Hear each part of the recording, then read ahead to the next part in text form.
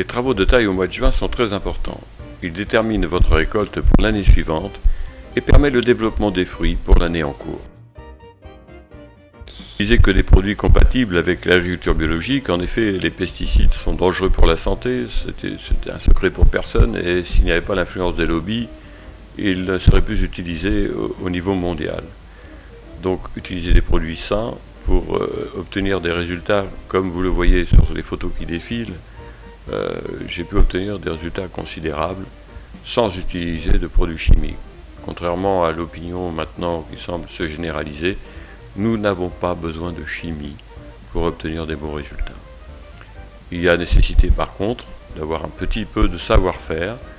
Je vais donc vous montrer ce que vous pouvez faire au mois de juin pour obtenir des récoltes qui vont étonner, non seulement vous étonner vous-même, mais étonner tous vos amis, votre famille, et vous verrez des récoltes extraordinaires se développer devant vous.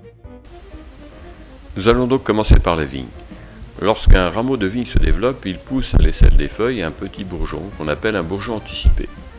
Ce bourgeon anticipé, il faut l'enlever. Il faut l'enlever car à côté ou un peu en dessous se développe un autre bourgeon qui est celui qui doit absolument être laissé. Il est beaucoup plus gros, comme vous voyez sur ce petit dessin. Il pousse donc ce petit bourgeon dit bourgeon anticipé. Et si vous l'enlevez, vous constaterez qu'en dessous ou juste après, il pousse un bourgeon beaucoup plus gros, qui lui, évidemment, produira des rameaux plus forts, plus puissants, avec des grappes beaucoup plus grosses, et qui mûriront bien avant, et auront bien entendu un meilleur goût, et évidemment une meilleure qualité. Lorsqu'un rameau de vigne se développe, il commence par produire généralement une grappe, et souvent deux grappes. Il est très important ensuite de savoir ce qu'il faut faire. Vous devez absolument couper ce rameau deux feuilles au-dessus de la dernière grappe. Pourquoi? Tout simplement pour que la sève se concentre sur les grappes et en laissant deux feuilles parce que effectivement la sève élaborée va redescendre une fois qu'elle s'est étalée dans les feuilles, redescend pour nourrir les grappes. Vous obtiendrez donc des magnifiques grappes, comme celles que vous voyez maintenant, avec des grains qui s'écartent de très belles. Qu'y a-t-il à faire au mois de juin sur le poirier? Donc ce bouton floral que vous voyez maintenant, qui a fleuri au mois d'avril, eh bien au mois de juin, il a déjà beaucoup évolué. Souvent cela se produit au mois de mai. Au mois de mai, nous devons absolument enlever un certain nombre de fruits, car il faut laisser au maximum que 2 fruits sur un bouquet floral de poires et de pommes d'ailleurs, pour que les poires se développent correctement et aient un beau volume et soient bien nourries. Donc on enlève sur ces 6 fleurs qui ont fécondé, on en enlève de manière à ce qu'il en reste 2. Parfois il y en a une qui tombe en plus et il vous reste une poire à ce moment-là ou une pomme. Il y a un petit rameau à couper aussi à 2 feuilles, ce petit rameau. Vous devez absolument l'enlever si vous voulez que le rameau, le bouquet floral persiste pour l'année suivante.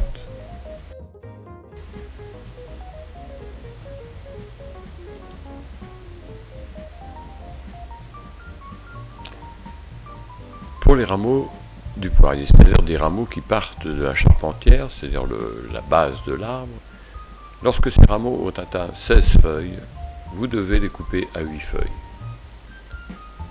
Pourquoi les couper? Tout simplement pour que la pression de la sève s'accentue sur les bourgeons du bas du rameau et les amène à se transformer en bourgeons à fleurs. Amener une pression suffisante, mais pas trop non plus. C'est pour ça qu'on ne coupe pas plus court, de manière à ce que ces bourgeons grossissent un peu, pas trop non plus, parce que s'ils grossissent de trop, ils deviennent à nouveau des bourgeons à bois. Donc il faut couper à 8 feuilles lorsque le rameau atteint 14 à 16 feuilles.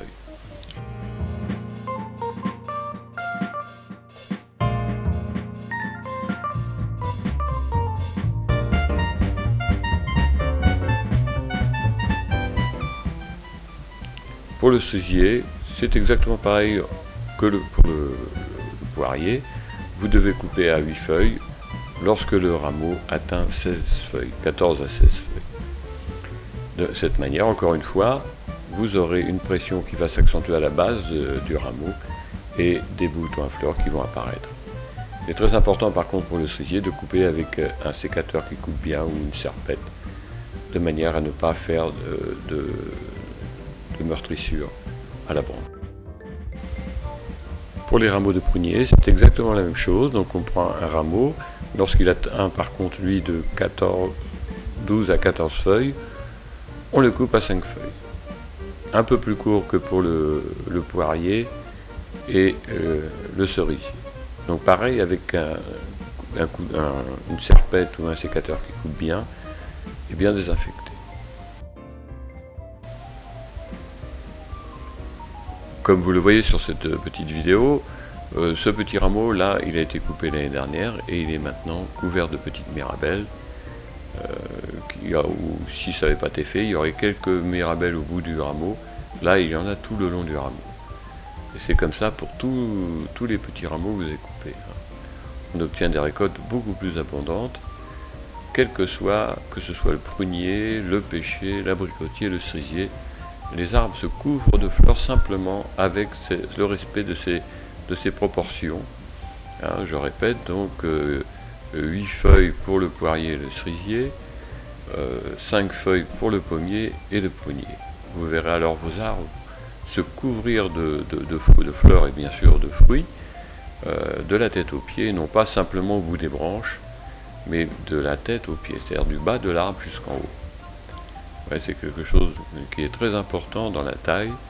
Ce pincement, cette taille au mois de juin est fondamentale pour la mise à fruit de l'année suivante.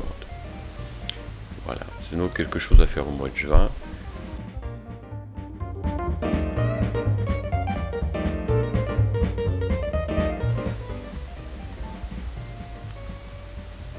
Pour l'abricotier, toujours le même principe. Sur une branche que 12-14 feuilles, vous coupez à 5-6 feuilles. Toujours pour la même raison, d'accentuer la pression sur les bourgeons de la base du rameau afin qu'ils se mettent à fruit. Encore une fois, si vous coupez trop court, ça fera des bourgeons à bois. Pas assez court, les bourgeons ne se développeront pas assez pour se mettre en bourgeons à fleurs pour l'année suivante. Donc c'est la base de la taille d'été. C'est la taille d'été qui génère des fruits pour l'année d'après.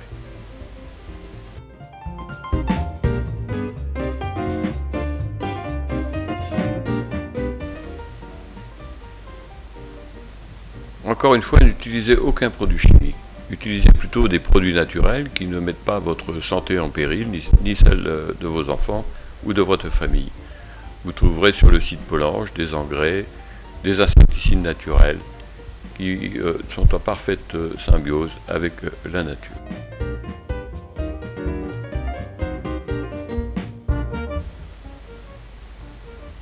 Je vous souhaite une bonne taille pour ce mois de juin. Vous pouvez aussi envoyer cette vidéo à vos amis, à ceux que vous savez passionnés par les arbres, par l'arboriculture. Vous pouvez vous inscrire pour le mois prochain, pour le mois de juillet, sur le site polange.com. Il vous suffit pour ça de vous inscrire tout simplement à la news et vous recevrez les principes de taille pour le mois de juillet. Je vous remercie et je vous souhaite bon courage pour le reste. Merci beaucoup.